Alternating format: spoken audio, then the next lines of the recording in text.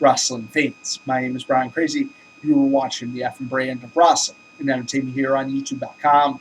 Thanks for tuning in once again. I am back with my Friday Night Smackdown review for August 17, 2012. It was a great episode of Smackdown, in my opinion, and furthered the build towards this Sunday's SummerSlam pay-per-view. We start off the show with a recap of the situation between Alberto Del Rio and Sheamus, and also with Booker T stripping Del Rio of his number one contender spot and informing Del Rio that Sheamus will not be competing at the SummerSlam pay-per-view. Then we start off this week's edition of SmackDown with Alberto Del Rio. He comes out, he starts off the show, and then out comes the general manager of Friday Night SmackDown, Booker T. Then out comes Y2J, Chris Jericho. And this was a great promo. Chris Jericho gave the fans a little taste of his old Y2J character. It was an absolutely excellent promo, and it just set up the main event later in the night, which Booker T makes Alberto Del Rio and Y2J as the main event. Then we go into tag team action, Rey Mysterio and Sin Cara versus The Miz and Cody Rhodes. Now, this is an excellent match, might even be candidate for match of the night. Great tag team action between all of the competitors involved, and Rey Mysterio and Sin Cara really seem to work well together. I wonder if this could be the start of a new tag team. Before the match even took place, Cody Rhodes cut a promo prior to the match and vowed to unmask Sin Cara. And during the match, he was trying to unmask Sin Cara, and that's what ended up costing his team this match. He was trying to unmask Sin Cara. Rey Mysterio hit the 619, and thus Rey Mysterio and Sin Cara picked up the win. Then we go into another tag team match. Hawkins and Reks come out. They have a new gimmick, and their gimmick's that of male strippers. They end up defeating two unnamed wrestlers, and honestly, I liked Hawkins and Reks, and I liked Hawkins and Reks pretty much just the way they were. I think the biggest thing about Hawkins and Reks is they've never been given time to shine.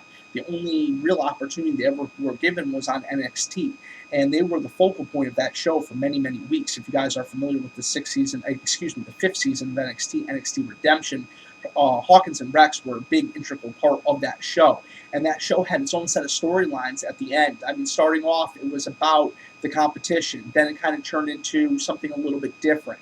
And really, I enjoyed Hawkins and Reks' character. And I don't really know if this is the right turn. It wasn't very well received by the fans in attendance. I think whatever it takes them to get noticed is probably what they should do. But at the end of the day, do you really sell yourself out? I'm not saying that they sold out, but I kind of enjoyed the previous gimmick, and I guess I'm going to have to just see where this one goes in the next few weeks. Then we see a recap of the WWE title situation between CM Punk, John Cena, and The Big Show. They will score off this Sunday's SummerSlam pay-per-view. And then we go backstage. We see William Regal, the former general manager and the former commissioner of the WWE, wish Eve good luck. She's about to go into a match where she goes against Caitlyn, and the winner will win the job as Booker T's assistant. Eve ends up picking up the win over Caitlyn, and she's Booker T's new assistant. She goes over to Teddy Long, who's sitting ringside on commentary throughout this match, and you can see Teddy Long's not too pleased about this, because remember when Eve gained power in the Laurinaitis administration, she did whatever she could to make a fool out of Teddy Long. Now, Teddy Long has a position of power a little bit higher than her, so I'm kind of curious how this is going to play out. Then we go into Daniel Bryan versus Randy Orton. Now, this was another great match. Now, like I mentioned, that tag team match earlier in the night could have had candidate for match of the night. This is another candidate for match of the night. And then the main event was almost equally as good. Daniel Bryan basically had this match won with the no lock. That's what they renamed the S lock, if you can believe it. And Kane's pyro hits. This is when Daniel Bryan is distracted. He ends up jumping out of the ring, and he's waiting for the big red machine to make his way down. Kane never makes his way down. Daniel Bryan, still distracted, does re-enter the ring. Randy Orton then hits the RKO and ends up picking up the win in this match. Then we go into Antonio Cesaro with Oksana versus Zack Ryder. Santino was on commentary throughout this match, and this Sunday, Santino Marella and Antonio Cesaro will end up squaring off in the YouTube WWE SummerSlam pre-show. And I would really like to see Antonio Cesaro pick up the United States title. Now, I know a lot of people talking about that the title started to lose prestige now that Santino Marella has held it for so long. And not that Santino Marella hasn't made a complete turnaround. I mean, this guy was basically just a comic relief, so to speak, turned himself around. He became a serious competitor. He's even been in several high-profile main event matches. And at the end of the day, he's okay in his job, but I really feel like the U.S. title should be moved to another superstar. Santino already has his spot. He's not in danger of losing that spot. The U.S. title can be used to build another superstar. Example, Antonio Cesaro. But from reading online, a lot of people are pretty unsure about Antonio Cesaro. They really felt like that he hasn't lived up to his full potential. Now, down in Ring of Honor Wrestling, when he was known as Claudio Castagnoli, one half of the Kings of Wrestling, incredible competitor. I really think he's just still getting used to this character, still getting used to the WWE, and I think you give him a little bit of time, this guy's really going to be one of your power players. And speaking about the pre-show, I think putting the title on Cesaro would be a great idea.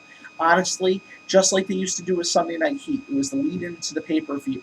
You have something big happen on this pre-show. You show that this pre-show could be as unpredictable as the up-and-coming pay-per-view, and you could really sell more pay-per-view buys. I mean, honestly.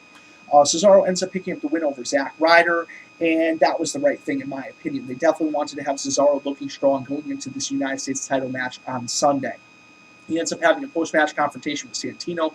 He ends up face-palming him and ends up actually throwing him over to the announced position. Then we get a recap of the situation between Brock Lesnar and Triple H. They will also square off at the SummerSlam pay-per-view on Sunday.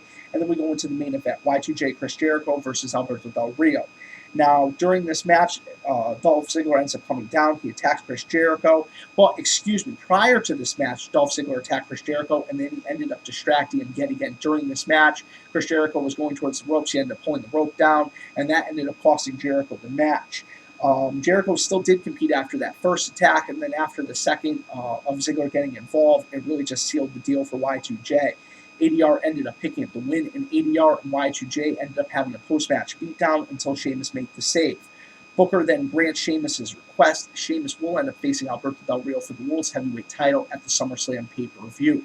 Now, it was a great SmackDown, in my opinion, really built towards SummerSlam, and I can't wait to see SummerSlam firsthand and provide you guys with a full review. My only complaints about tonight is, honestly, thinking back on it, I really didn't like the new gimmick for Hawkins and Reks, but like I said, give it a few weeks. Let's see how that develops. I really honestly felt like Hawkins and Reks had everything they needed, and if you guys saw Redemption, you really would have known what I was talking about. I really like the team of Rey Mysterio and Sin Cara. I really feel like they could do something in the future, and honestly, The Miz and Cody Rhodes work pretty well together. The Miz is really coming into his own.